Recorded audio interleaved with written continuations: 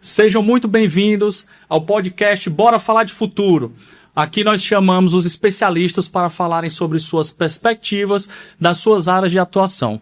Eu sou o Mário Lima e desde já convido você a já seguir, já encaminhar para alguém que você entende que tem interesse nesse podcast, nesse assunto. Nós vamos falar de coisas espetaculares aqui. E esse podcast ele é produzido e executado pela Merle Consulting, a empresa de consultoria que ajuda os seus clientes a alcançarem seus futuros desejados a partir de processos, projetos, produtos e estratégia. Já há algum tempo, o maior risco das empresas não é mais a concorrência, e sim se tornarem irrelevantes. Enquanto tem empresas tentando ainda ajustar os seus modelos de negócio, corrigir suas operações, tem outras redesenhando verdadeiros ecossistemas capazes de multiplicar o valor, acelerar o crescimento e criar novas empresas em paralelo. Ele é pai de 3 filhos, empresário, investidor, conselheiro, mentor também, carrega mais de 35 anos em tecnologia, 20 anos em operações complexas, 12 anos em fusões e aquisições de empresas, investidor em algumas startups e hoje ele é diretor da Agnes, uma scale-up. Hoje recebemos Márcio Teshima para falarmos sobre o futuro dos negócios. Vamos explorar como os negócios eles terão de ser cada vez mais adaptáveis, velozes na execução e capazes de construir ativos verdadeiramente exponenciais. Negócios prósperos, eles passarão a funcionar como verdadeiras plataformas de inovação.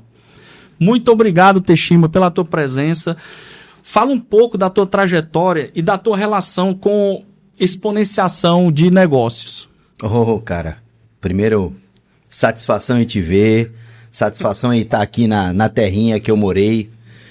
Muito obrigado pelo convite, Mário. Muito bom te ver aqui no papel. É um papel difícil de falar correto, né?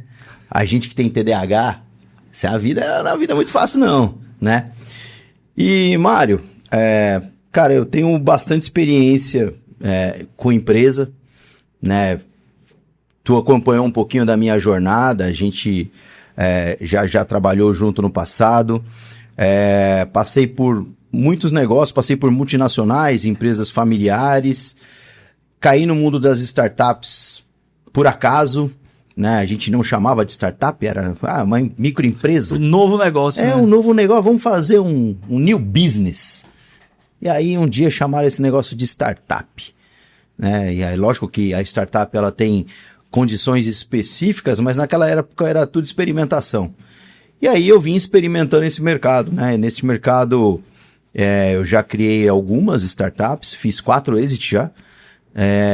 Um recente, tu foi mentor de uma empresa minha, né, cara? Graças a Deus, tu foi me apoiar.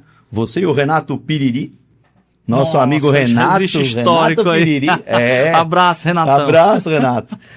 Então, passei por muitos negócios legais. E hoje, eu estou como CTIO e Managing Director da Agnes, né, uma empresa de tecnologia, e a gente cria produto aplicado para a governança do e-social, que é um problema nacional.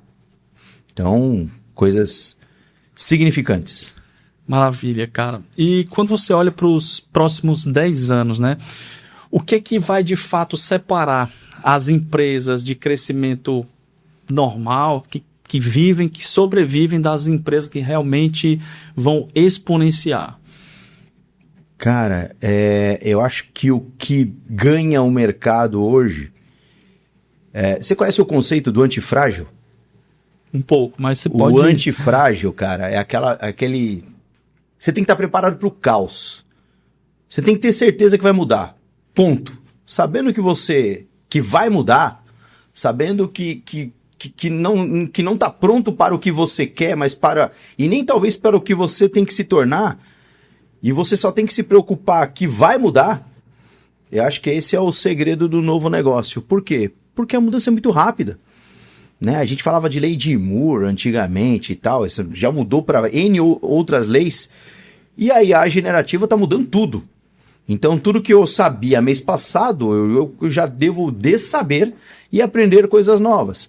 A gente está falando de agente que hoje, empresa solo, né, de uma pessoa só orquestrando IAs e agentes e chegando ao unicórnio. Então, hoje, assim, é um paradigma. Eu acho que é muito mais entender o caminho da aplicação, né, e o que a gente tem que procurar e coisas que a gente quer resolver, do que ter certeza no caminho. Então a gente tem que estar preparado para a mudança. Maravilha. Eu tinha uma pergunta aqui para a gente deixar claro para o nosso ouvinte. Qual é a diferença entre um crescimento natural e um crescimento exponencial? E aí vou complementar a pergunta para saber o seguinte: ainda existe demandas para a criação de negócios realmente exponenciais? Cara, existe, cara. Exemplo, né? Primeiro, falar entre negócio, você falou exponencial, e negócio... Natural, de crescimento natural. Linear. Eu vou falar de um negócio, eu não sei se é conhecimento de todo mundo, mas falar de ambidestria. E aí, no caso, ambidestria corporativa. Ambidestria, o ambidestro é que escreve com as duas mãos, certo? Que cresce... Que mexe com os dois lados do cérebro. Ambidestria corporativa é bem por aí. Eu conseguir ir melhorando o que eu já tenho e não perdendo este caminho ou perdendo a mão, mas podendo criar uma curva de crescimento em algo inovador, entendeu? E também pensando em exponenciação ou criação de um novo produto. Quando a gente pensa de forma ambidestra, a gente possivelmente vai passar por esses dois caminhos. A exponenciação ela é o mais difícil. Né? Por quê? Porque cabe genialidade, ousadia, muito de ousadia, porque para exponenciar você tem que entrar rápido no mercado que ninguém conhece. Mato baixo. Na verdade, é um mato altíssimo, na verdade. Mato alto. Por quê? Porque ninguém conhece. Mato alto. Um mato alto, porque ninguém conhece. E muitas vezes as pessoas identificam que é impossível, porque falta alguma coisa para chegar lá. Enquanto isso, você não pode perder a mão de melhorar o seu dia a dia, fazer o Kaizen, de ir melhorando a produção, a produtividade do que tu tem, do seu ecossistema. Então tem que fazer bem o que você já faz hoje, ir melhorando, mas também ter a oportunidade de fazer algo exponencial. Cara, o que a gente está vendo, a gente está num momento de transformação, é entender que muita coisa está sendo formada com IA generativa, né? Tem uma empresa, foi criada uma empresa aí agora são de 2 sócios, mas o cara foi a primeira empresa criada no mundo de IA generativa por 2 pessoas que chegou a um unicórnio de 1 bilhão. Né? A empresa, só que ela faz Ozempic as a Service. Lá nos Estados Unidos eles criaram uma empresa que o cara faz o cadastro e faz a compra do Ozempic, o cara entrega, entendeu? E o cara já vale mais de 1 bilhão. Faz a prescrição tudo online de receitas e já aproveita a prescrição, já manda a logística, já manda o Ozempic em casa. Já tinha tudo isso, né? Aí, imagina, se o cara não era um desenvolvedor e conseguiu fazer o negócio, conseguiu conectar em todas as frentes, porque o cara tem que ter um marketplace, o cara tem que ter a logística, tem que ter a parte de compra, tem que ter o sistema de pagamento, sistema de recebimento. Imagina criar tudo isso com 2 pessoas e chegar a 1 bilhão, né, de valuation. Cara, $1 bilhão, né, a gente tá falando. Então hoje já é possível fazer isso. Tem caminho para todo mundo? Esse é um caso, né? Quantas aí estão no caminho, né? Então você tem que achar alguma coisa que possa disruptar, né? Maravilha. O que a gente fala de exponenciar é uma capacidade extrema que essas empresas têm de não só criar valor, mas saber comunicar que o produto entrega um valor específico. Que a gente, tu consegue mostrar para a gente ou trazer em mente alguma empresa que parece ser grande na prática, mas que não consegue entregar valor real? Tá grande demais, aparentemente ser enorme, mas de fato vende muito, mas não entrega valor? Cara, tu já andou acompanhando notícia e ouviu dizer que o mercado de SaaS está derretendo? O mercado ele vive matando as coisas, né? Pois é. Então, imagina todas essas empresas que são gigantescas, que viveram do SaaS, agora com a era agêntica, com a era da IA, isso tudo está caindo por terra, porque muitas coisas que só o SaaS entregava, o cara que não é dev, está conseguindo fazer em casa muitas coisas. E o cara nem é dev, então ele está conseguindo fazer muitas coisas, né? Então, um exemplo que eu posso dar são essas empresas SaaS que o valuation de mercado delas está derretendo. Então, hoje, elas podem não entregar todo aquele valor, ou ainda entregam, mas o mercado já não percebe o valor que ela entrega, porque tem uma nova era, entendeu? Então, esse mercado vai começando a cair. Mas, Tex, na tua opinião, para diminuir essa valorização, valuation dessas empresas, na tua opinião, ele está, na verdade, diminuindo aquela gordura que estava um pouco inflada, ou de fato essa diminuição de valor vem porque de fato está aparecendo produtos substitutos no mercado e a concorrência está aumentando? Cara, você falou, acho que são as duas coisas, né? Porque existem produtos menores, né? Está surgindo muita coisa. E o mercado ele é um pêndulo.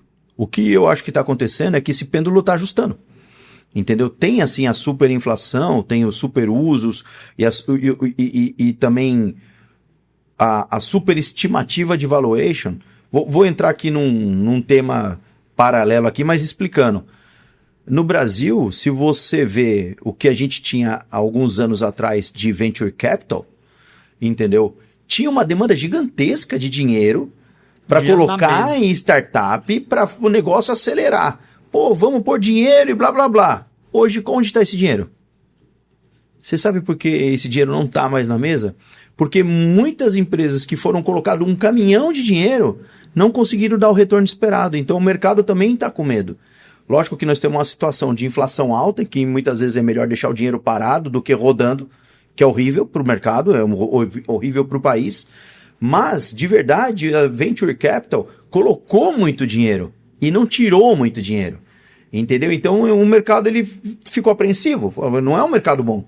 Entendeu? Esses unicórnios superestimados, essas coisas, né? Na pandemia deixaram de ser unicórnio, viraram camelo, deve ser outro animal hoje em dia. Mas é esse negócio. Então nem todo mundo está se provando. Eu li recentemente uma notícia de que aproximadamente 81% das startups do negócio que fizeram IPO não conseguiram estar hoje, dois anos depois do IPO, no valor do momento da realização do IPO. Todas elas derreteram de valor. Cara, tem muita empresa física que aconteceu isso também, por causa de uma superestimativa de mercado. Então você vem não é uma bolha, mas vem numa tendência de que pôr dinheiro naquele tipo de coisa é bom. Todo mundo põe, o negócio começa a crescer, só que o retorno não dá o mesmo. O que acontece? O dinheiro começa a secar. Só que quem já aplicou vai ficar esperando para não realizar o prejuízo. Entendeu? Então, eu também, cara, eu já investi em muita empresa, porque dessas empresas que eu falei que eu fiz exit, a gente conta, o que está no LinkedIn são os casos de sucesso, né? As que quebram a gente não coloca lá. Não vai pro LinkedIn, eu quebrei. Cara, eu sou famoso porque eu quebrei 12 empresas. Ninguém, né? Apesar que é um caso bom, porque, pô, meu irmão, conta pra nós o que é bom. É isso. O que é bom. Mas não conta, né? Cara, eu já quebrei várias vezes, né? Eu já quebrei algumas vezes. Ao ponto de quebrar e quebrar na pessoa física junto, porque o negócio quebrou. Entendeu? Essa parte da história do empreendedor, a turma conta muito pouco, né? Os capotes, muita gente não fala, né? É isso. As pingas... Né? Parece que a gente tem que ser sempre performático, precisa ser o empreendedor de sucesso, nunca pode falhar. E, na verdade, o que eu tenho acompanhado, fazendo algumas mentorias, é que os melhores empreendedores são aqueles que tentam mais, que apanharam muito, quebraram várias vezes, mas hoje tem sucesso, tem negócios de sucesso gigante, com vários vezes como você. A gente falou aqui, Teshima, sobre valuation, né? Mas eu ainda vejo esse termo pouquíssimo falado por médios empresários. O que os empresários têm falado bastante ainda é o conceito de faturamento, quero aumentar meu faturamento. Por que isso, cara? Cara, muita gente pensa em faturamento porque pensa no giro, né? Quando a gente pensa em valuation, a gente vai pensar em outras coisas que não simplesmente o giro. O giro é uma etapa. Mas se eu quero ter um equity saudável, eu tenho que pensar em várias coisas. Eu tenho que pensar em fluxo de caixa, eu tenho que pensar em qual é o momento, qual é a governança, né? São várias características que a gente tem que olhar. O valuation é uma delas, né? Até para a gente saber aonde eu estou, se o movimento que eu quero fazer, se eu mesmo consigo dar o passo que eu quero, ou se eu preciso pedir ajuda. Eu apanhei muito tentando sempre fazer bootstrap. Dói, cara, demais crescer sozinho. Só que também eu não tinha o que a gente chama de playbook. Eu também não sabia fazer o modelo de crescer. Porque não é eu ter o meu negócio, eu ter uma ideia boa e ir para o mercado e falar, põe dinheiro aqui. Não, precisa de governança. Precisa conseguir mostrar. Você precisa ter um pitch deck alinhado. Você precisa ter um deal flow desenhado para você conseguir fazer uma captação. Se você não tiver isso, você não consegue captar. Porque a pessoa vai olhar para você, a não ser que esteja naquele ciclo do FFF, né? Que é o Friends, Family and Fools, né? Por quê? Porque o cara quer te ajudar. Mas hoje já não tá mais desse jeito, porque o dinheiro... Tem muita startup, né? Pouca gente se provando, né? E isso não tá muito certo. A outra coisa que você falou, que eu vejo também, que você falou, muito empresário médio não olha isso, né? E eu acho que é verdade, porque o empresário médio, talvez, a mentalidade de startup é que está na exponencialização. Então, para ser uma startup, não é simplesmente uma empresa nova, né? Ela tem que ter características de startup. Para quê? Para que ela consiga vencer e fazer a boca do jacaré, onde eu tenho mais retorno, eu tenho mais venda do que custo, né? Então eu consigo fazer aquela boca do jacaré, o J-curve, né? A curva J. Quando eu chego naquela curva J, aí, poxa, legal. O empresário médio, eu acho que ele não tem algo que seja exponencial. Por isso ele não pensa em valuation. Tu entendeu? Então tem uma diferença. Tem uma diferença. E aí ele pensa em quê? E talvez muito mais também porque o empresário médio pode trabalhar com coisas que são commodity. E aí o commodity, o valuation é aquele quase de mercado, 2 vezes EBITDA. Eu vou vender por 3 vezes o seu faturamento. Tu entendeu? Entendi. Então, ele não tem esse valor do equity.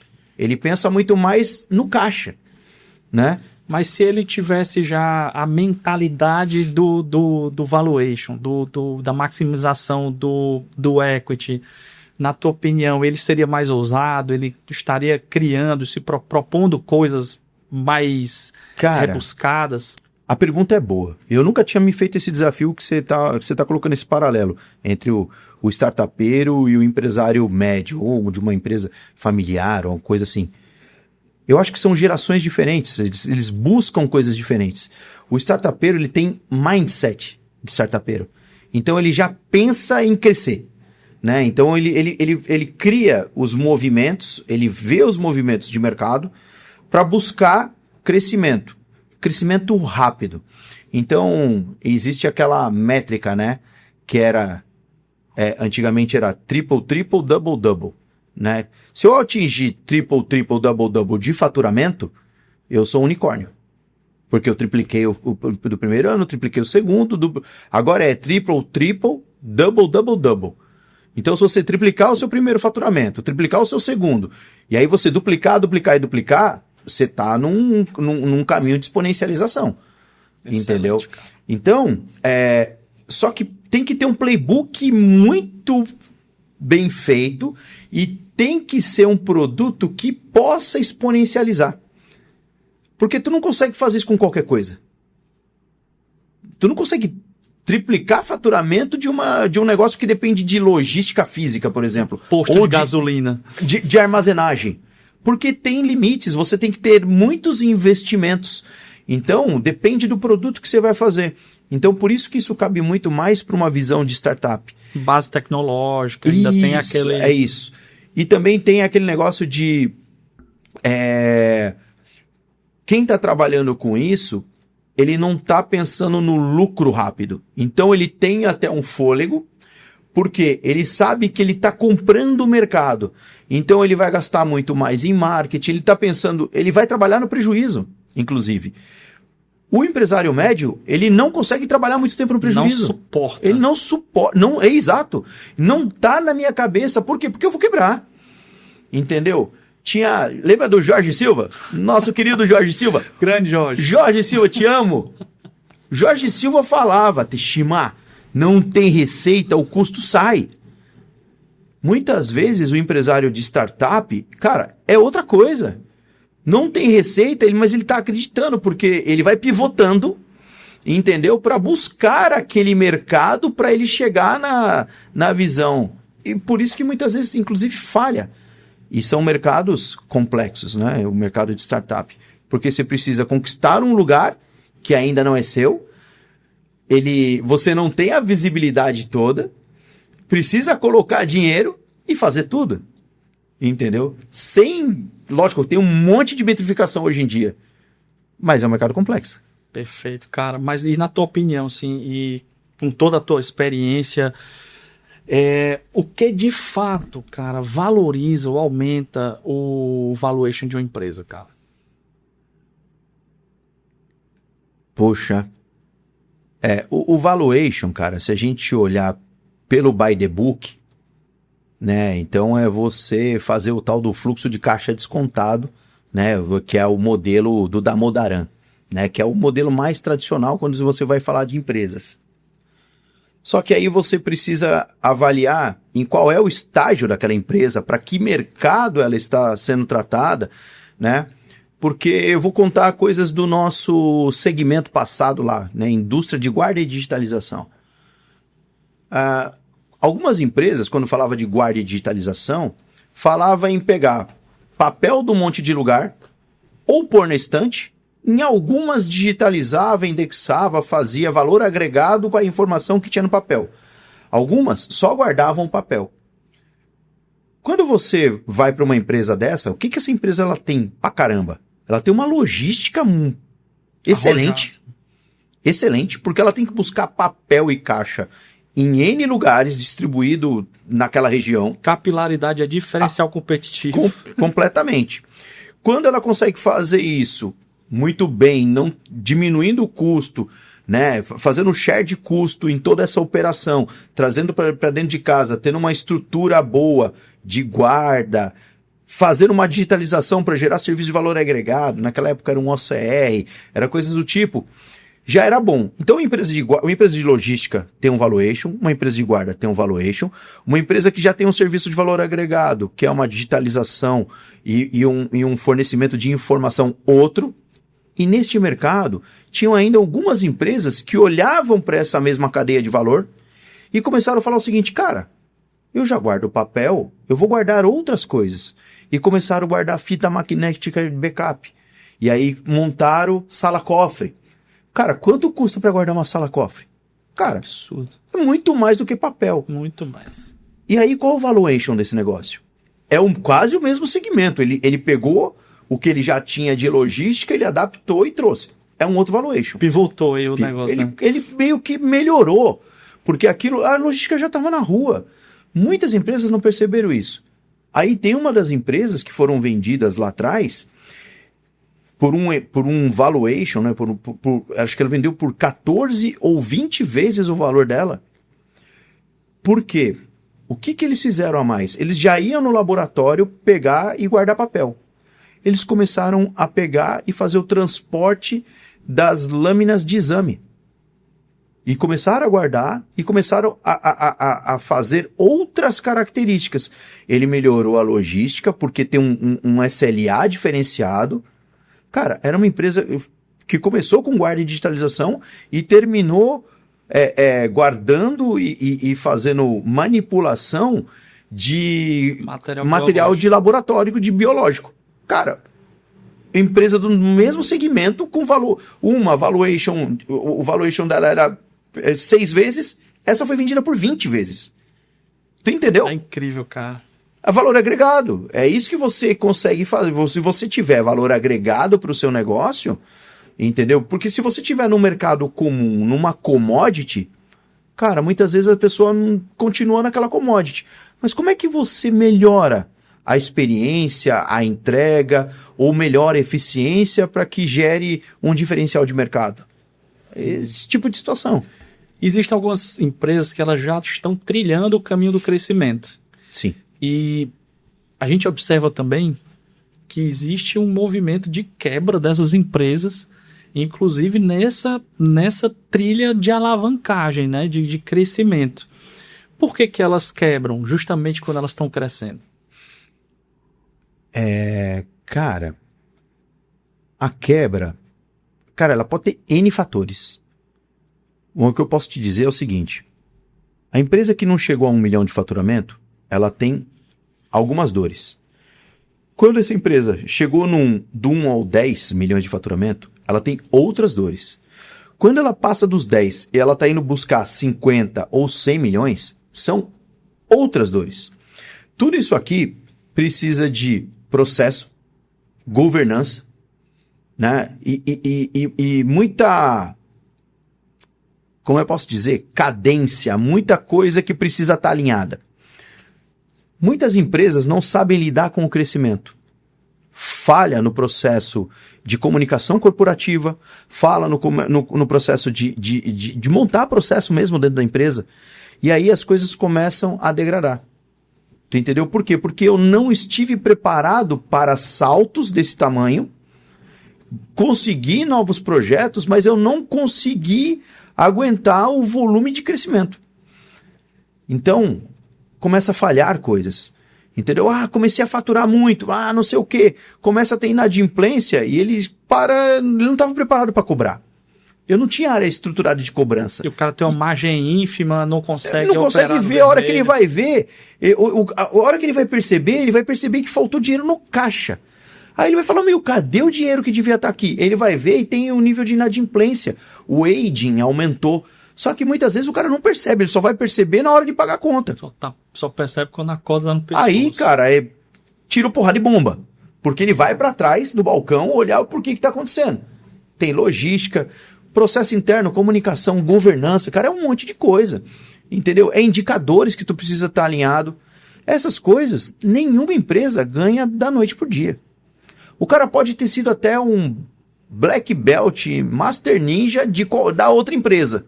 Só que na empresa dele, ele tem que fazer tudo também. A empresa tem que ter os processos. Não adianta o cara ter vindo de uma multinacional. Ele tem que pôr na empresa dele. É outra cultura, outra história, outros processos. Tem tudo isso. E a gente tem que fazer isso.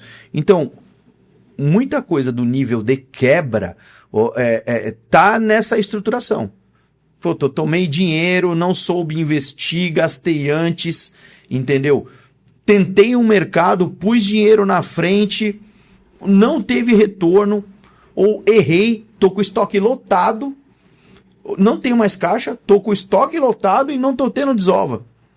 Entendeu? O mercado não tá comprando, eu já empurrei o que podia no mercado, tô com coisa aqui e o mercado, cara, não deu o ciclo de venda ainda. Ou o mercado não tá maduro, entendeu? Eu já sofri com um monte de coisa disso também. Nossa, cara, e como é que tu conseguiu vencer esses desafios, cara? Muito, além da resiliência. Cara, vou contar um gigante. Negócio meu. Eu sou sócio de uma importadora de. A gente começou importando vinho. Cara, quem não quer importar vinho? Olha, eu tenho uma importadora de. Cara, eu tenho vinho, rótulo meu. Cara, o ego é lindo. O resultado, rosca. Tomamos na cabeça há muito tempo. Por quê? Porque, primeiro, tem o ciclo do negócio. Eu falei, mas vamos, põe dinheiro, não sei o quê, vamos começar a trazer vinho. Trouxe o primeiro container. Cara, o primeiro container você gasta 350 mil. Trouxemos vinho da Itália, entendeu? Trouxemos um container, e aí beleza. Aí agora vamos vender. E qual era o canal que vocês tinham para vender isso tudo? Pois calma, que pergunta ousada sua, né? Lógico que a gente tinha alguma coisa nossa, mas não estava preparado. A gente contou também com, vamos desenvolver, vamos vender pelo iFood, vamos vender no Mercado Livre, vamos vender, a gente traz vamos vender para o GPA, coisas que a gente aprendeu. Meu irmão, Quem são vocês na fila do pão para vender pro GPA? Quanto você tem aí? Quanto que você sabia que você tem que pagar para entrar na fila? Quando você aguenta de consignação aqui... Exato. Ah, estourou aqui. Substitui. Mas quem quebrou foi você. Eu falei, então, irmão, mas eu não vendi, substitui. Ainda é seu, né? Ainda é seu. Entendeu? Cara, a fila pra gente entrar na fila para vender pro Pão de Açúcar era R$1 milhão. É mesmo? 1 milhão. Põe 1 milhão na frente pra tu entrar na fila. Quem disse isso pra mim? Não era o meu mercado, pô. Tu entendeu? E aí, beleza. Aí a gente não consegue vender, né? A gente traz o vinho. Aí a gente falou, pô, quem é que se preparou pra ficar gastando com armazenagem? Porque não vendeu. Tá gastando com armazenagem. 20 pau por mês de armazenagem. Meu Deus, cara. Entendeu? Então, assim, a gente levou, cara, quase 1 ano para começar a girar vinho. A gente entendeu que não era só vinho, tinha que fazer mix. Tivemos que trazer outros produtos. Fazendo uma longa história curta, hoje a gente está tranquilo. 3 anos depois, a gente está tranquilo. Colocamos um baita dinheiro na frente, acabou o dinheiro de todo mundo, a gente teve que pegar no banco para fazer o giro, entendeu? E pagando, ninguém tirou dinheiro até hoje, o negócio está girando e agora tá quase que 1 container por semana no mar.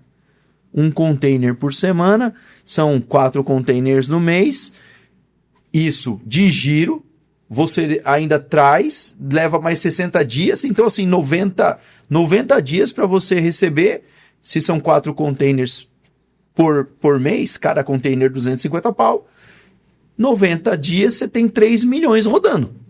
3 milhões rodando. Que você tem que fazer todo o trabalho de venda ainda. Pré-venda, pós-venda, entendeu? Tem um baita no trabalho. E aí a coisa vai girando. Processo e tudo mais. Cara, a gente já quase quebrou esta nossa importadora umas 3 vezes. Entendeu? Tudo socorrendo, sócio socorrendo. Tenho sócios muito resilientes. Esse negócio de resiliência e esse comportamento, né, de liderar. A gente tem percebido que no mercado ele tem diminuído bastante. Eu não sei se é um problema geracional, mas, na tua opinião, o perfil de liderança tradicional, ele vai continuar suportando o futuro? Ah, cara, eu acredito. Inclusive, tô lançando, dia 12 de junho, tem um livro meu saindo, que eu faço parte, sou coautor, né, dos conselheiros Trends Innovation, e eu tenho um capítulo que fala de reskilling, que é você ter novos skills, né? E o reskilling é necessário. Para todas essas competências do futuro, o mercado está mudando muito rápido. A gente precisa fazer reskilling. O que é reskilling? Ah, vamos falar em português. Meu irmão, ganhe novas competências. Esqueça competências antigas. O que te trouxe aqui não vai te levar para o futuro. Tenha certeza disso. Eu tenho certeza. Eu brinco que eu tô na minha 4ª ou 5ª versão de firmware. Por quê? Porque, cara, eu já mudei muito. Muito.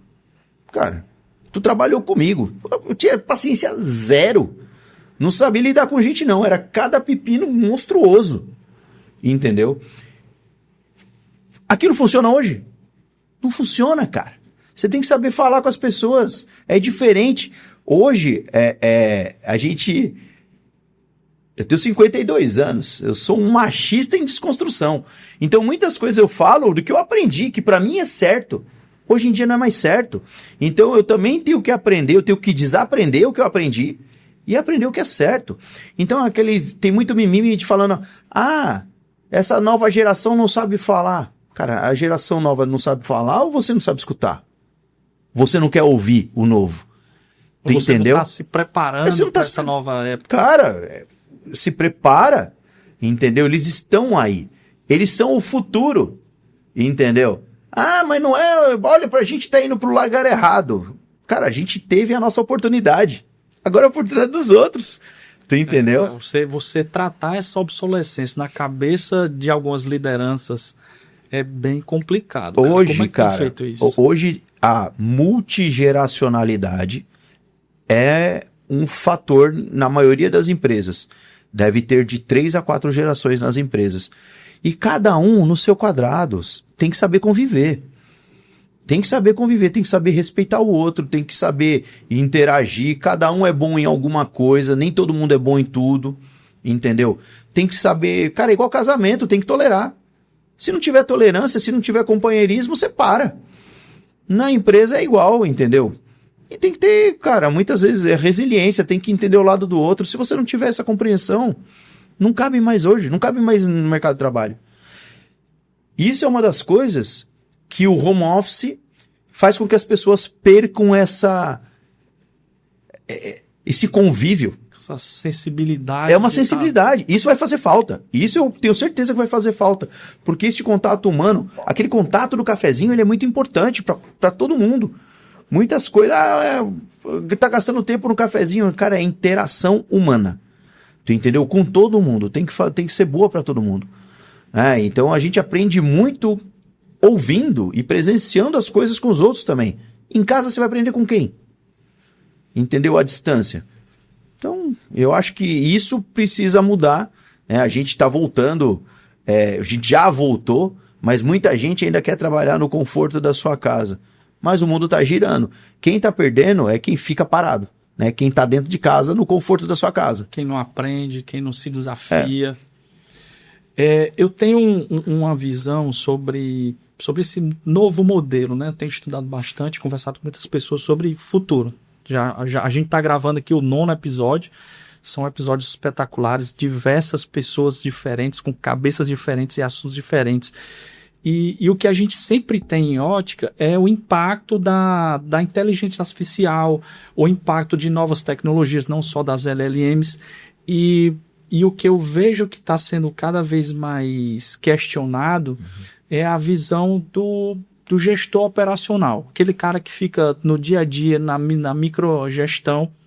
E na tua opinião, cara, qual é a diferença entre o gestor operacional e o líder que realmente tem a mentalidade de exponenciar negócios? Porque controlar o que antes a gente fazia sempre na pranchetinha, o controle de entrada e saída, hoje já é substituível. Agora, mentalidade para o crescimento, liderança para o crescimento, com essa mentalidade de exponenciação, não crescer de pouquinho, mas crescer muito, num curto espaço de tempo, dentro, claro, de cada espaço amostral do negócio. Na tua visão, qual é essa diferença? Mário, eu acho que tem lugar para todo mundo, né? Tem lugar que ainda vai precisar daquele cara meticuloso, né? O cara que comanda, né? Quase um time de exército.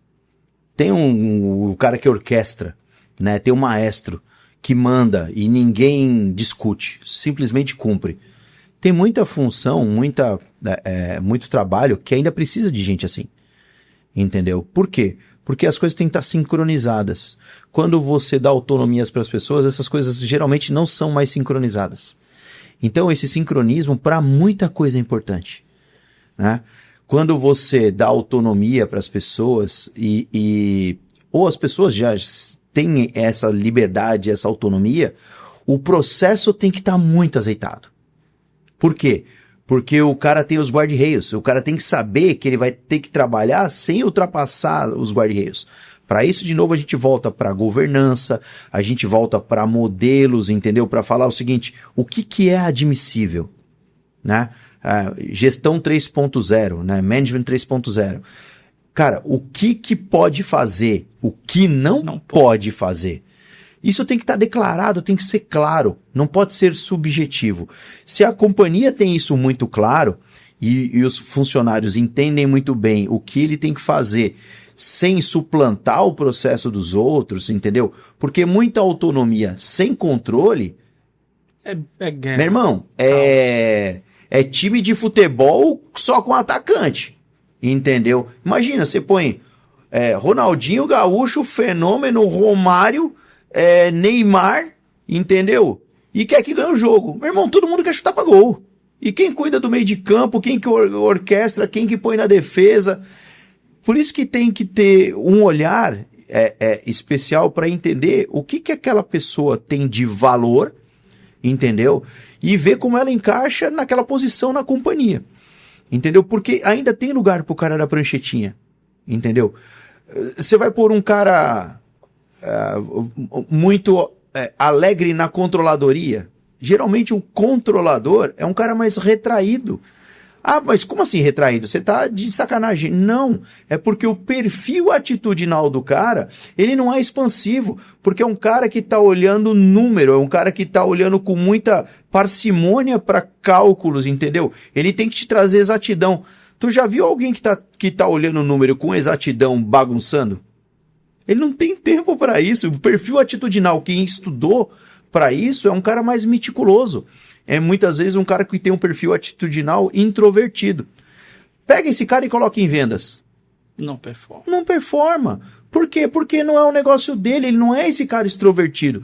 Por isso que cada lugar tem o seu atitudinal, algumas coisas desse tipo, entendeu? Mas assim, na teoria, assim, a gente fala muito sobre os times autogerenciáveis, né?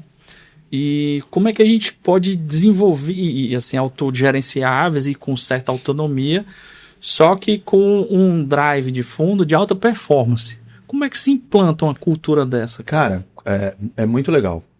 Quando a gente fala de cultura de startup, que a gente vai falar para DevOps, cultura DevOps, né, que a gente vai falar de squad, né, e geralmente um time autogerenciável, né, é uma squad honesta. O que é uma squad honesta? É a squad que o cara fica puto e ele fala.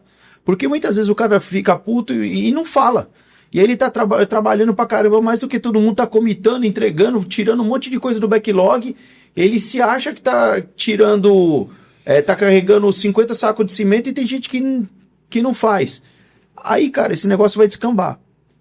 Quando o time, ele chega num modelo de maturidade, né?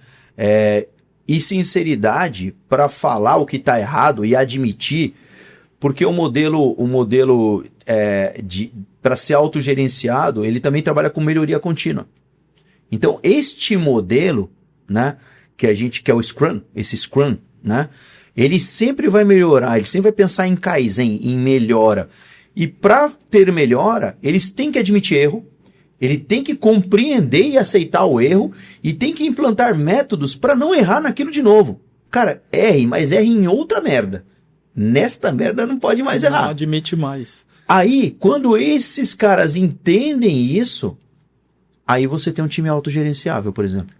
E aí você consegue... Cara, esses caras não precisam mais fazer daily. Você já viu? Em time autogerenciável, daily. Nem preciso, cara. Todo mundo já tá sabendo o que tá acontecendo. A gente sabe. Meu irmão, eu sei a minha posição, eu sei o que tu espera de mim. É aquele time entrosado, cara. Eu não vou olhar pra lá. Eu sei que você vai estar lá, eu simplesmente vou tocar a bola. E eles criam um canal de comunicação tão eficiente que não precisa estar toda hora trocando informações. Não, aliás, toda hora não, né? Dentro das cerimônias específicas para falar. Cara, já fala o nome do dia. Inclusive, eles eliminam um monte de cerimônia. Entendeu? Porque os caras se conhecem. Mas é aquele cara que tu pode contar, entendeu? Não é aquele cara que fala assim, eu estou de home, né? Beleza. Aí você manda uma pergunta pro cara e não tem retorno. Por quê? Porque o cara não tá na frente do computador, mano. É o home off. Home off. Pô, chega uma hora que entendeu? Que vira piada. Só que pelo lado, muitas vezes de imaturidade, vira uma piada. Mas, e falar, até alguém que vai lá e vai falar para um Scrum Master, pô, time autogerenciável não tem mais Scrum Master. Eu tenho um PO e os dev ali, cara, entendeu? Eu não preciso mais de Scrum Master, não precisa mais de daily, entendeu? Os caras suplantam todos esses papéis. E eu confio em você tá comigo, tu entendeu? Eu vou entregar um negócio, eu tô esperando que tu entregue o seu, a gente vai juntar e fazer o deploy, entendeu? E por acaso, se não for acontecer, tu me avisa antes. Muitas vezes o time, quando é novato ainda e não pegou essas coisas, ele ainda está em formação, né? Você não tem essa liberdade ou toda essa característica, né? Então você vê isso muito no time de tecnologia. E eu falei aqui do time de tecnologia, mas isso acontece para quem usa Scrum, né? para qualquer outro time, entendeu? Não precisa, RH, tem RH que funciona bem pra caramba assim também. É o que eu tenho, eu leciono algumas disciplinas, né? E o que eu tenho falado mais para a turma é que antes dos métodos, seja Scrum, seja XP, seja qualquer um que seja, é necessário hoje para qualquer etapa do negócio, para qualquer camada do negócio, ter uma mentalidade ágil. Ah, Mário, mas minha empresa só trabalha com projeto tradicional. Cara, não importa, mas tem a mentalidade ágil, tem a mentalidade de observar o cliente, de fazer as correções no momento correto, adequado, antecipado, aprenda, assuma o erro, dê liberdade e autonomia para o time e confiança para que ele possa errar, que ele possa falar, que ele possa levantar a mão. E com isso, de fato, a agilidade melhora a velocidade organizacional frente às mudanças que a gente está vendo aqui que estão absurdas. Está muito rápido o negócio. E aí eu te pergunto, cara, as empresas lentas, elas vão conseguir sobreviver a essa era da IA? Defina lenta. Empresas que ainda utilizam métodos antigos, que têm dificuldade de tomar uma decisão rápida, cara, que não conseguem tomar uma decisão baseada num feedback imediato de cliente. Eu vou te dar um exemplo. Eu fui conselheiro numa empresa de transportes nacional. 1.100 linhas de ônibus no país, tá? Quando eu entrei lá, eu falo de futuro, tendência e inovação, e eu sou conselheiro.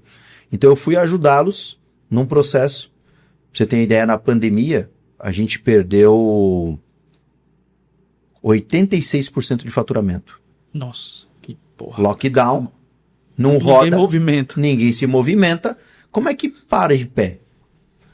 A gente tinha sala de crise e de reuniões, né? Cara, todos os dias, o conselho, junto com os principais líderes, às 4 horas da tarde, para decidir o dia de amanhã. Na pandemia foi assim. E aí, voltando à pergunta original, vou definir uma empresa lenta.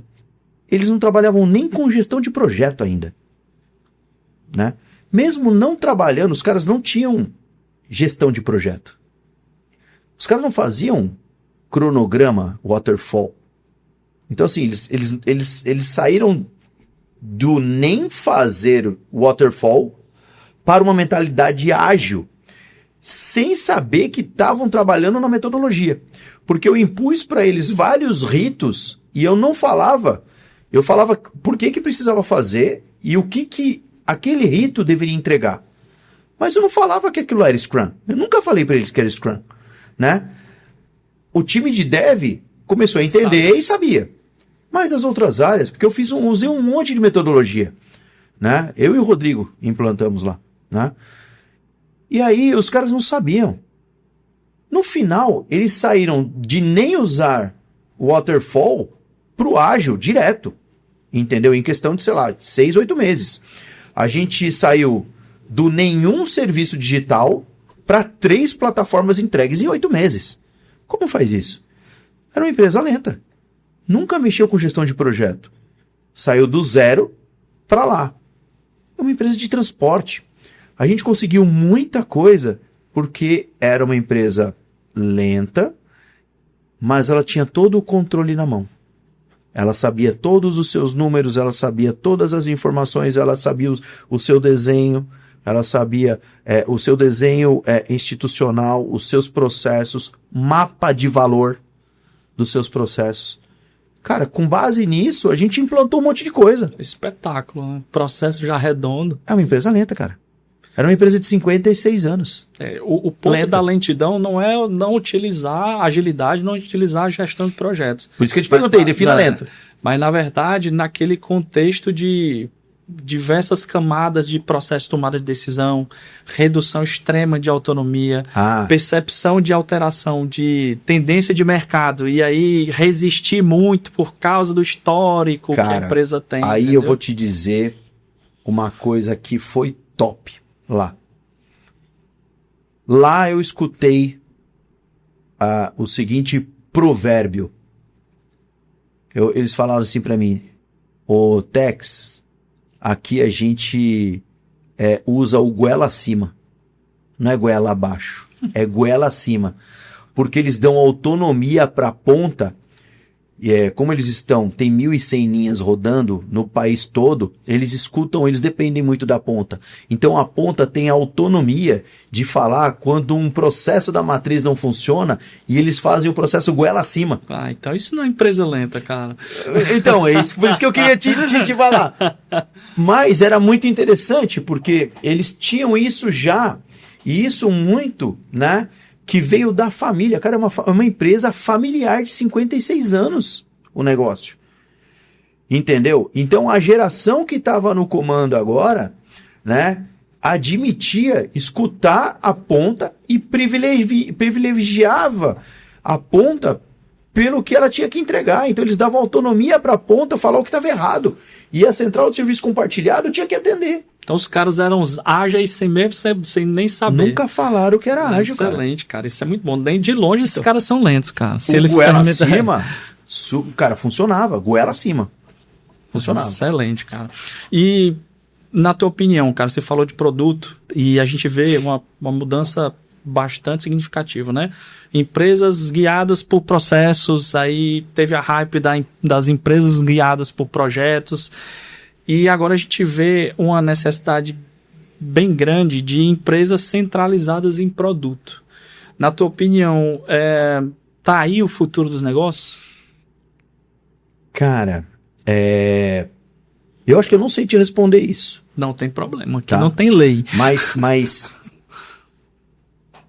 se é uma coisa que eu sempre fiz na minha vida e que eu acredito, é em criação de produto e plataforma. Eu sou um dos caras que entra no lugar e vou entender como ele funciona. Depois de entender o que ele funciona, eu vou entender aonde está o valor do negócio, né? E muitas vezes tem softwarezinho ou sistemazinho que tem um elo humano. Então o cara pega uma informação de um lado, pega essa informação, manipula, leva para o outro lado. A junção entre dois sistemas ou dois processos é um humano. Eu vou num lugar e começo a olhar muito isso, primeira coisa que eu denoto é o seguinte, cara, se esse humano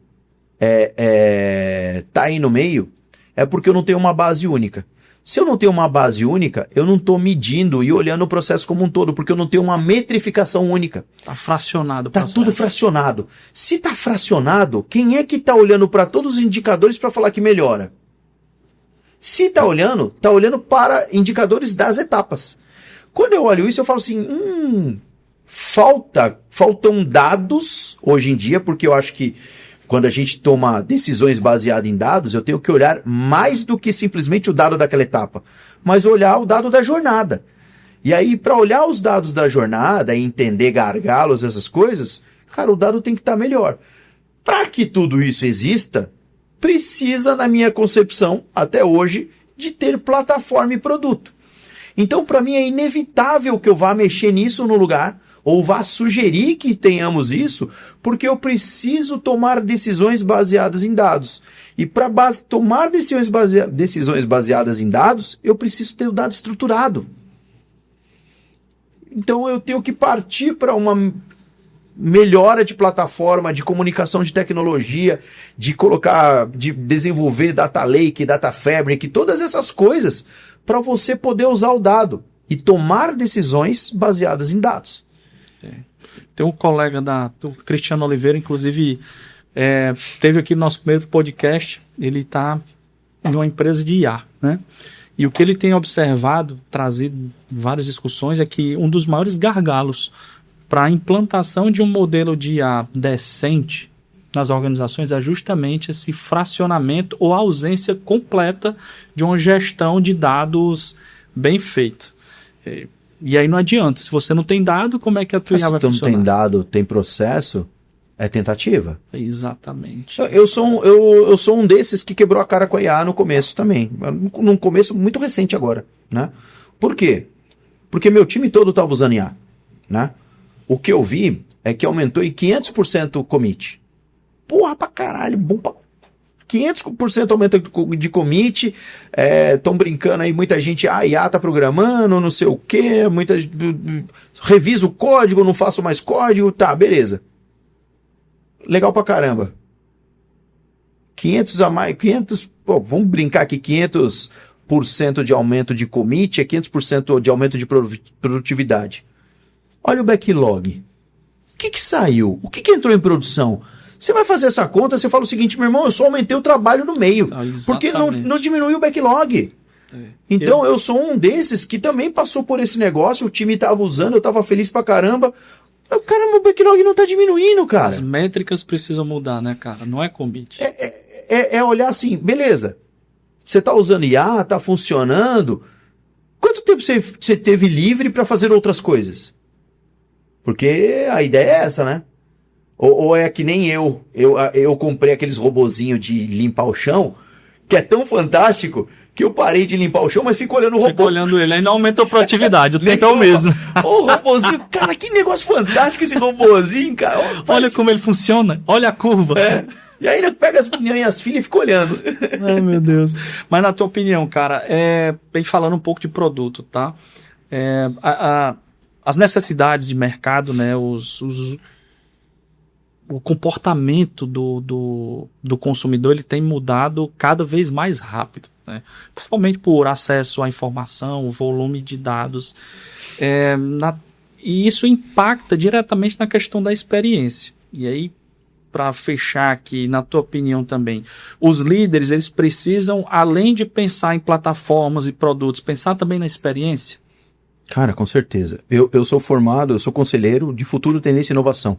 Quando a gente fala de tendência, isso veio do marketing. O marketing começou a pesquisar tendência de mercado, né? Para olhar esse tipo de situação, para mostrar o que seriam as novas tendências. Lembra quando a gente falava, quais são as novas tendências do mercado? Tu entendeu? Quando você fala disso, isso veio do marketing. Por quê? Porque você está olhando como é que o consumo vai se dar. Então, se a gente não olhar a tendência para entender como o consumidor quer receber aquilo versus o que você está entregando, cara, vai dar problema. A outra coisa é o seguinte, mas isso aqui no meu mercado não melhora. Meu irmão, tu usa iFood? Cara, quem usa iFood, quem usa o Uber, entendeu? Pô, eu tô sentadinho, eu pedi o Uber, eu sei que o cara tá vindo, eu sei quantos minutos o cara vai estar aqui, eu sei que o cara chegou, entendeu? Eu tô dentro do carro, eu sei quanto tempo vai demorar para eu chegar do outro lado. Você vai pegar qualquer outra plataforma que não te entrega esta mesma experiência, para você vai ser ruim, porque tu tem um Uber para comparar. Mesmo que não tenha nada a ver. É o software da pizzaria. Beleza, eu vou lá, escolho a pizza e faço o pedido. Você não teve retorno. Se recebeu o pedido ou não. Você vai falar, o pagamento. Meu irmão, aí você vai mandar mensagem. Pedido recebido aí. Aí se o cara não retorna, tu vai ligar pro cara. Porque tu vai ficar na dúvida. Eu não suporto mais fazer solicitações por telefone. Não consigo mais. A humanidade não quer mais falar no telefone. Porque irmão, você não tem perspectiva. Hoje o cara liga pra mim e fala, que ousadia, por que tá me ligando? É íntimo. E eu sou dos velhos, tenho 52 anos, que falava o seguinte, meu irmão, o cara tá me ligando por WhatsApp. Você tá louco, velho? Sei nem quem é. Nessas alturas do campeonato, né? E aí, na tua opinião, cara, IA, ela virou uma hype depois aí de mais ou menos 2 anos de que muito se discute, ou realmente muda o jogo? Cara, elas são duas coisas. Ela é uma hype e ela muda o jogo, né? Ao ponto de eu me achar... Cara, de novo, eu vou me reafirmar. Eu sou um conselheiro que fala de futuro, tendência e inovação. Eu não acho que eu sou o melhor cara para muitas situações onde precisa de uma IA avançada. Entendeu? Eu sou muito bom para olhar o negócio como um todo para isso. Quando a dor é exatamente essa, cara, eu já não sou o melhor cara. Entendeu? Não sou. E vai ter muita gente melhor do que eu. Vou dar um exemplo. Eu sou investidor de uma IA chamada Synapse, né? A gente criou um cérebro, um córtex, e a gente consegue fazer com que a nossa IA não alucine e ela consiga fazer o contraponto. Ela não te dá a resposta positiva porque ela quer te agradar. Quando ela não sabe e pede mais referências. Ela diz, não sei, não tem informação ela fala suficiente. assim, não tenho informação suficiente para te entregar isso. Cara, ela já estudou motor de avião a fundo. A gente tem... E para mexer com motor de avião, porque na Embraer precisava fazer matriz de confusão, que é um negócio complexo para um caramba, né? Ah, preciso colocar um parafuso no motor da fuselagem aqui. Aonde é? 3 especialistas, irmão, para fazer aquilo. E aí você chega numa matriz de confusão. A gente conseguiu fazer isso. E entregamos, a gente está entregando isso em 1/8 do tempo do que os 3 engenheiros fariam. Então, a gente conseguiu fazer tudo isso. Por que eu cheguei nessa conversa? O meu CTO dessa startup não é de TI, cara. Ele é ele vai até me xingar. Ele é um pastor de igreja, teólogo, escritor, que conhece pra caramba de como o cérebro humano funciona. E replicou isso com IA. O cara nem é de TI, cara. E ele criou um sistema absurdo, entendeu?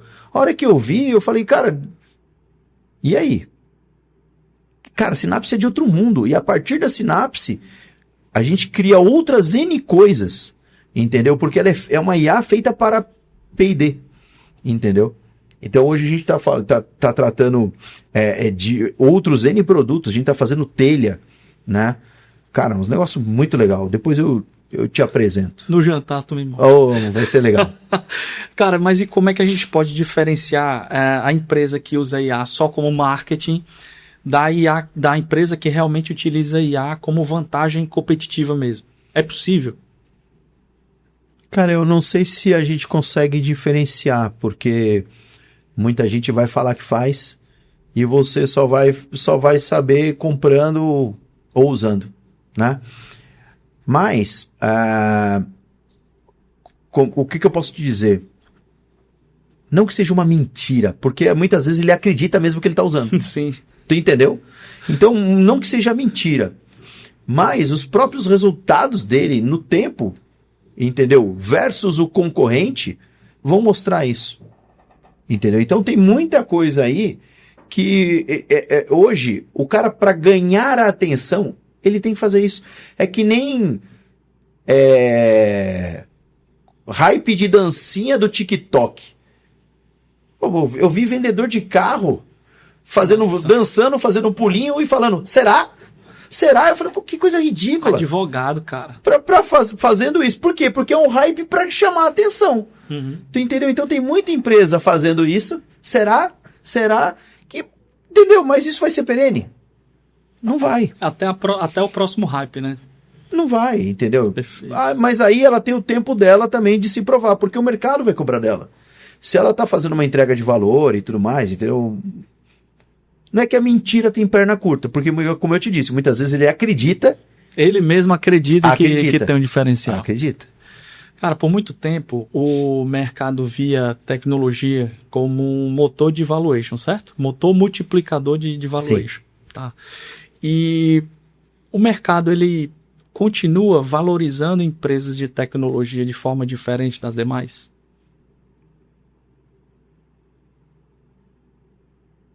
Cara,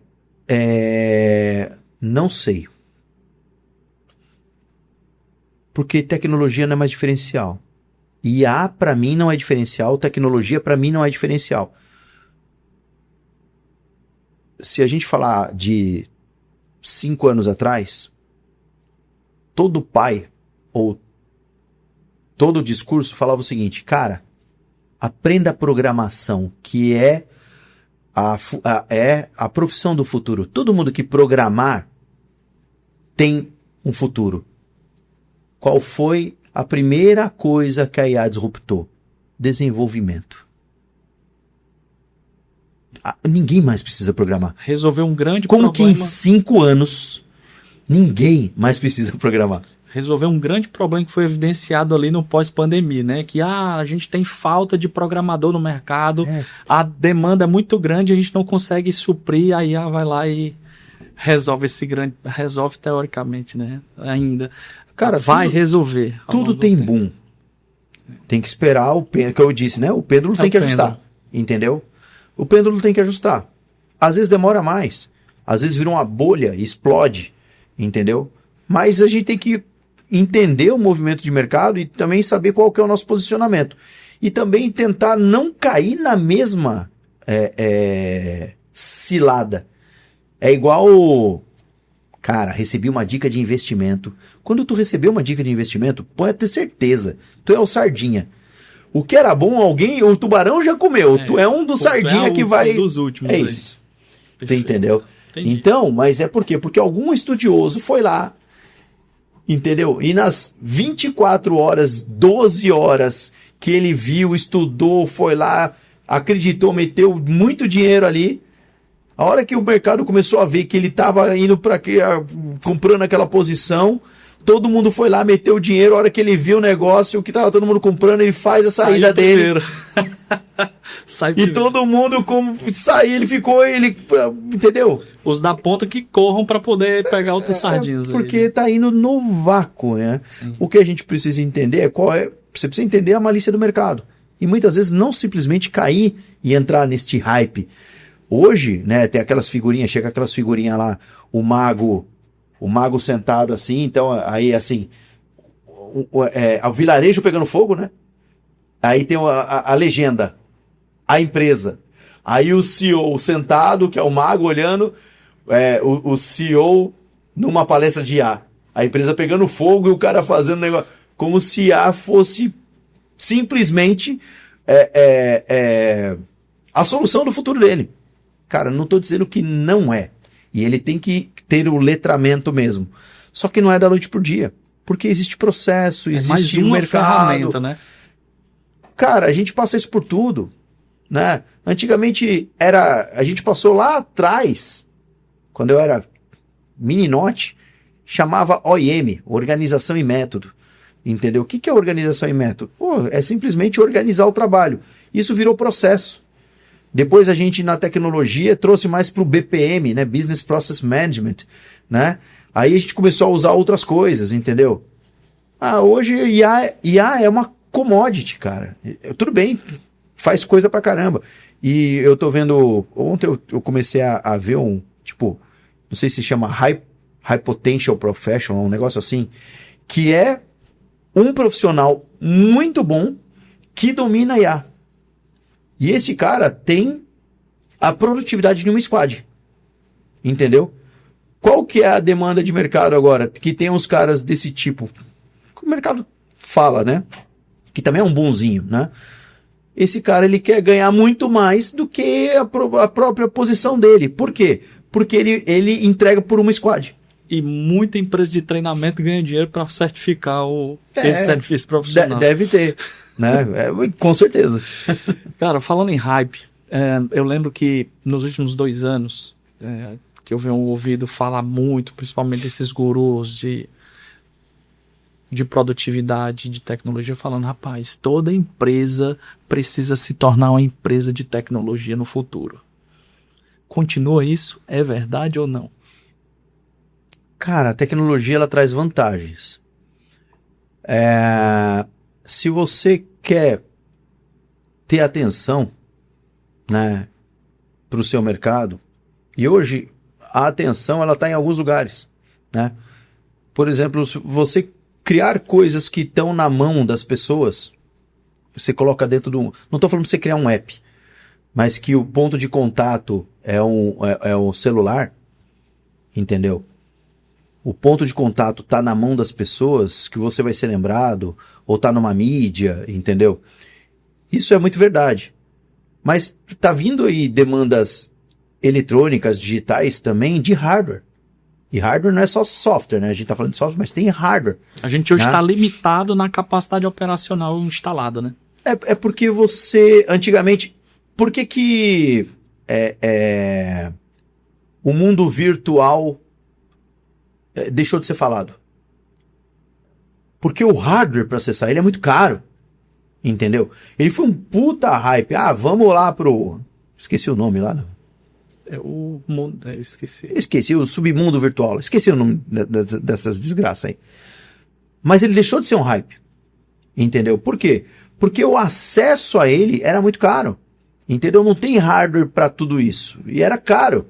Entendeu? Então como é que você massifica? Entendeu? E aí começaram a acontecer outras coisas. Entendeu? Ele morreu? Eu acho que não morreu, ele vai voltar. Só que vai voltar quando tiver mais acessível. Quando tiver disponível para mais pessoas entrarem, né? A gente já falou de dados, certo? Mas de uma forma muito isolada. E aí pensando no futuro das organizações, mais precisamente na questão do crescimento exponencial dessas empresas para o futuro, que aí é onde tu joga muito bem. Qual é o papel dos dados para viabilizar esse crescimento exponencial? Cara, o papel é 100%. Porque é como na administração, né? Se você não mede, se você não controla, você não está medindo e você não tem o que fazer. Então, os dados, eles são o seu controle e a sua medida para você saber quais passos você vai dar. Aonde você tem que recalibrar e o que você pode arriscar. Então, você precisa das medidas. Tem muita coisa hoje que não é mais experimentação. Por isso tem criações de playbook. Existe playbook para criar startup para um monte de coisa. E aí você vai saber que se você tiver um CAC tal, LTV tal, para essa condição, tu entendeu? Poxa, para você fazer mais tal coisa, aposte aqui, vá por este caminho. Cara, isso são métricas. Para você ter essas métricas, entendeu? Você tem que estar medindo elas. Então é importante para qualquer coisa os dados, né? Então para a gente conhecer, para a gente conseguir fazer algumas inferir no resultado, você tem que acompanhar os dados. Outra coisa também é você entender que tipo de dado você tem na mão para poder monetizar dado, porque dado é uma coisa que muitas pessoas têm o dado final que vai te ajudar na entrega principal, mas existem vários dados intermediários que podem gerar uma monetização paralela. E muitas pessoas não enxergam isso. Elas não entendem que aquele dado, aquela informação que ele gera, pode ser consumida por outros canais. Falta insight para isso. Então, aí é importante você ter cientistas de dados, pessoas que conhecem do processo, que conhecem do negócio, que podem gerar ferramentas, podem gerar benchmarks que podem ser vendidos. Além de ampliar uma visão também, cara, possibilitar a criação de visões, de tendências, de análise de tendências. Total. A gente já tem tanta ferramenta interessante para isso. Tem um ponto que também é uma dor latente, que é a questão da automatização de processos, principalmente utilizando o IA. Algumas situações em que o processo está errado e a automatização vem e amplifica e automatiza um problema que antes era em pequena escala. Como você pode direcionar os nossos ouvintes a não cair nessa cilada?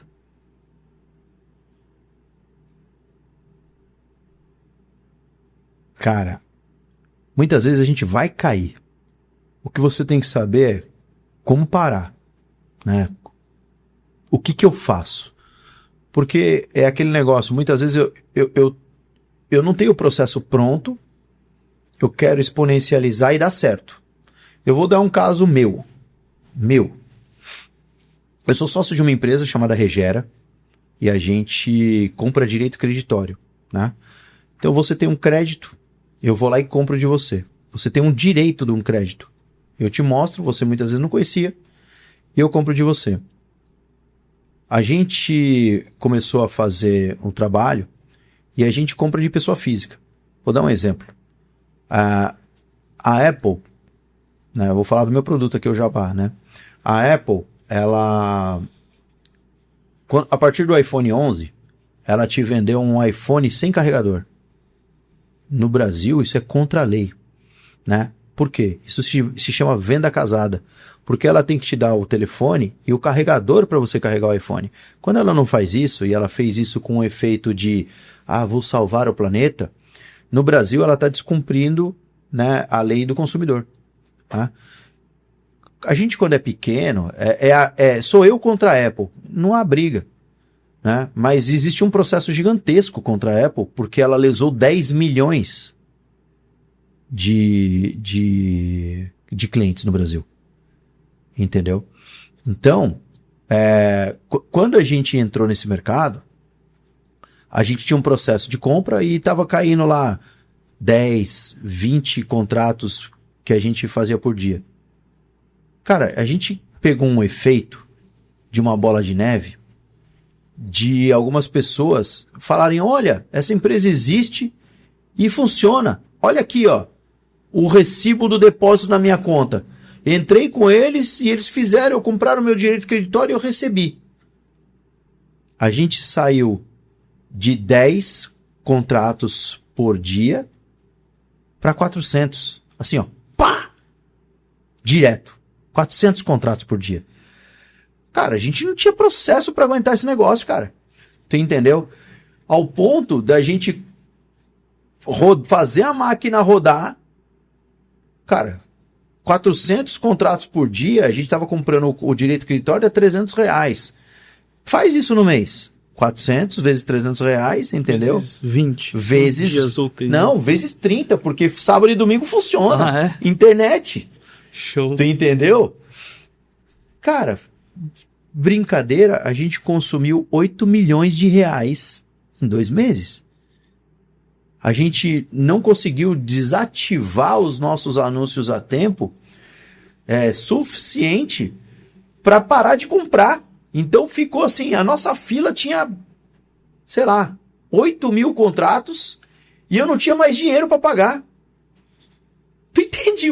É absurdo. É absurdo. É um problema bom de se viver, né? É um problema absurdo de bom. A gente ganhou, a gente teve investimento, teve tudo isso.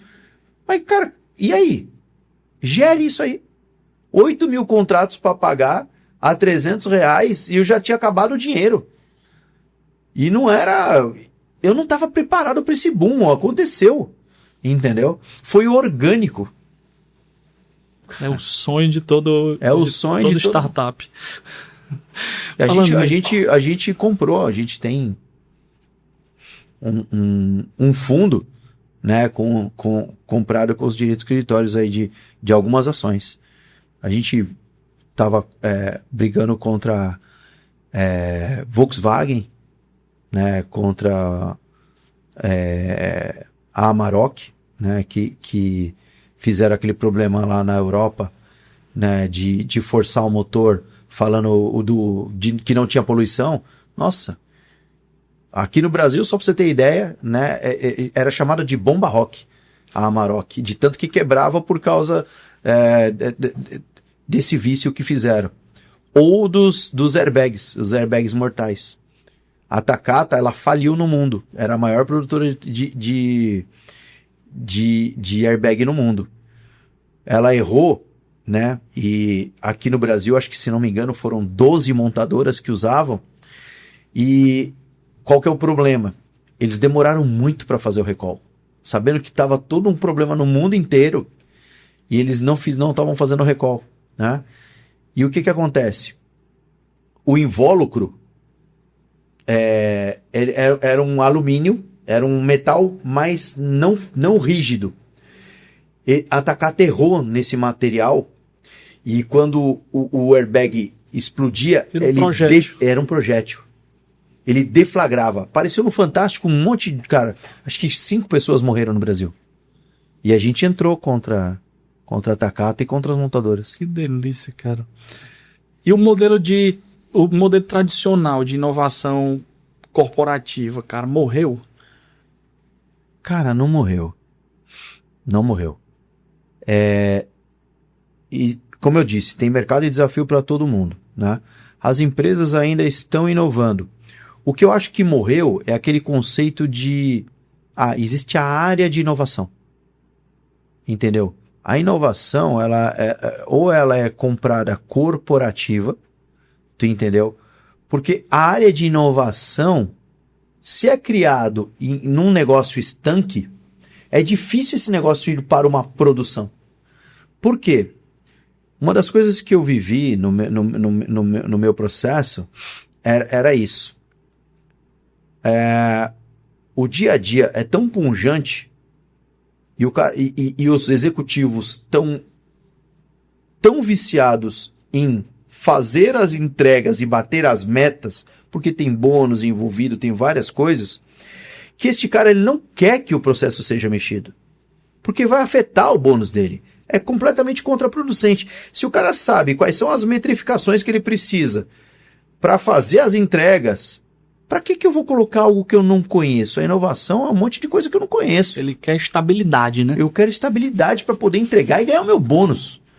Então, o próprio executivo sabota a inovação quando a inovação vem de fora, porque vai atrapalhar o processo de entrega dele e a entrega das metas que ele já tem comprometido e endereçadas. A não ser que tenha uma métrica de inovação, né? Aí que é super difícil. Mas aí, ela não tem que estar numa área, ela tem que estar na cultura da empresa. Uhum. Entendeu? Então aí que eu acho que tem uma grande diferença, porque aquela área de P&D, aquela área, ela serve para algumas coisas, mas a empresa ela tem que estar muito mais estruturada com a cultura, né, de inovação. E a cultura de inovação ela promove não simplesmente o desenvolvimento de um produto ou coisas dentro de casa, ela parte também para o Open Innovation.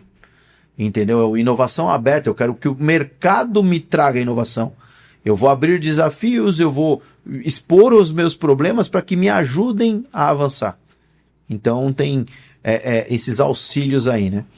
Mas e sobre aquele movimento do Corporate Venture Building? Assim, vai continuar?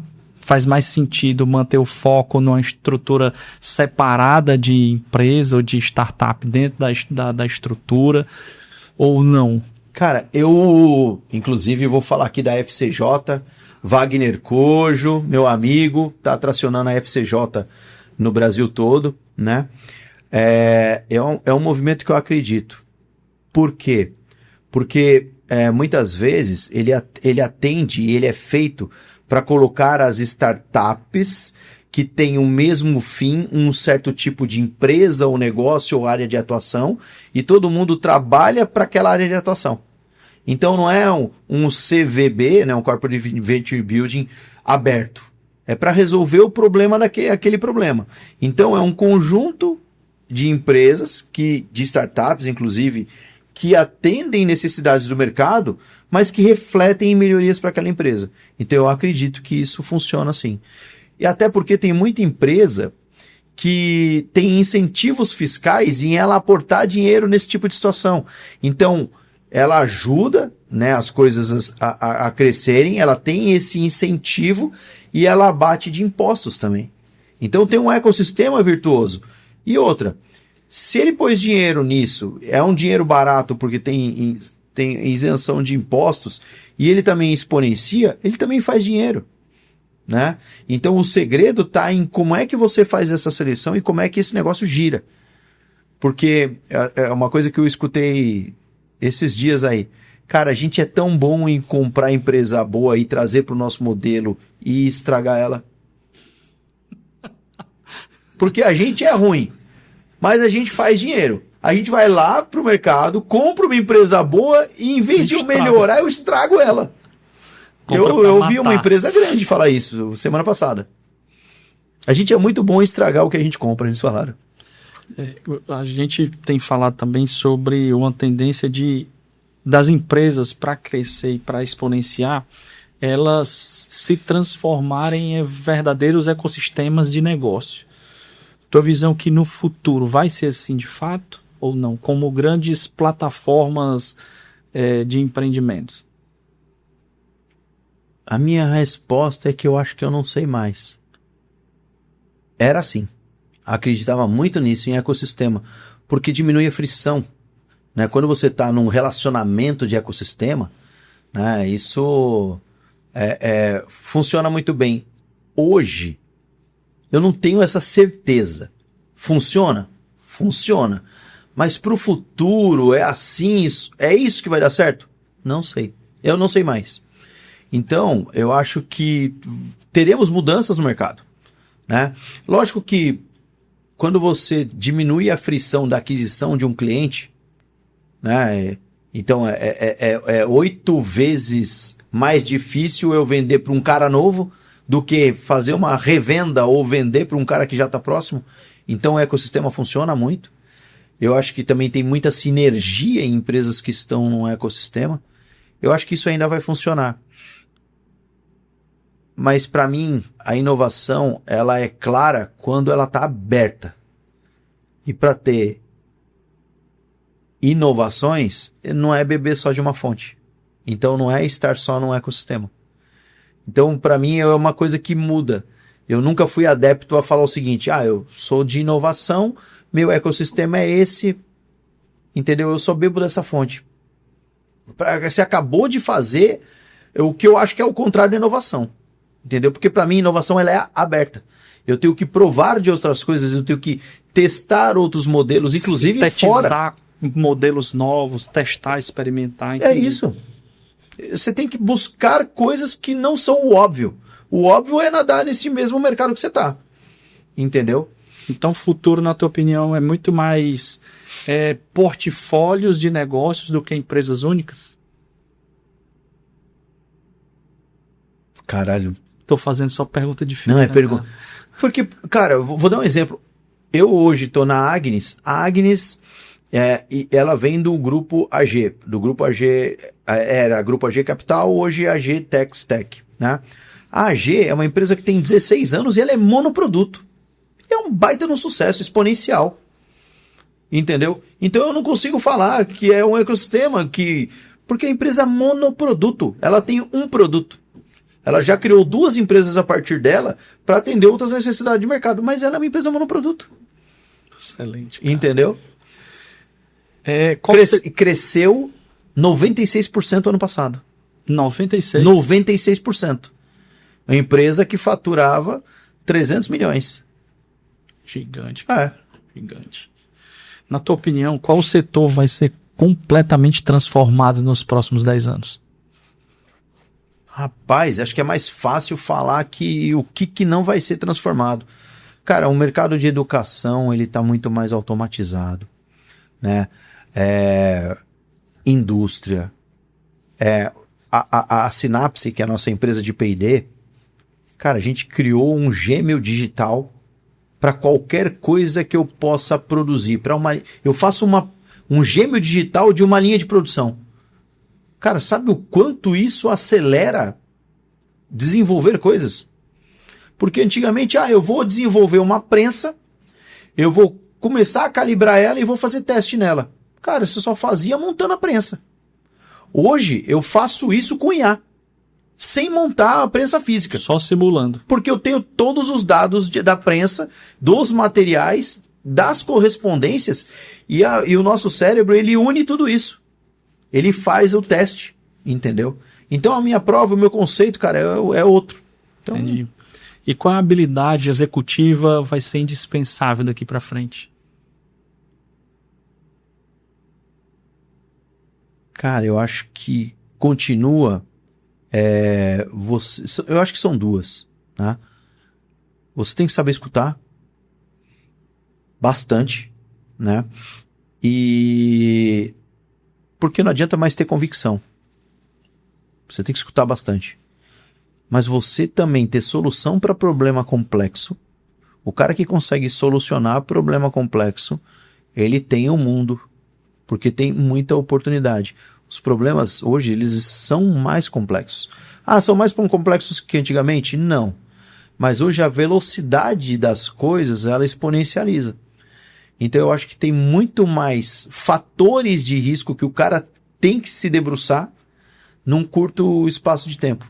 Então ele tem menos tempo de prova. Tanto que eu acho que quando o cara fala assim, eu sou um executivo. Executivo para mim não é o cara que acerta 100%. Executivo para mim é o cara que executa com sucesso a maioria das vezes. Ele vai dar errado também. Aprende, irmão. Erra rápido. Este para mim é o executivo. É o executivo.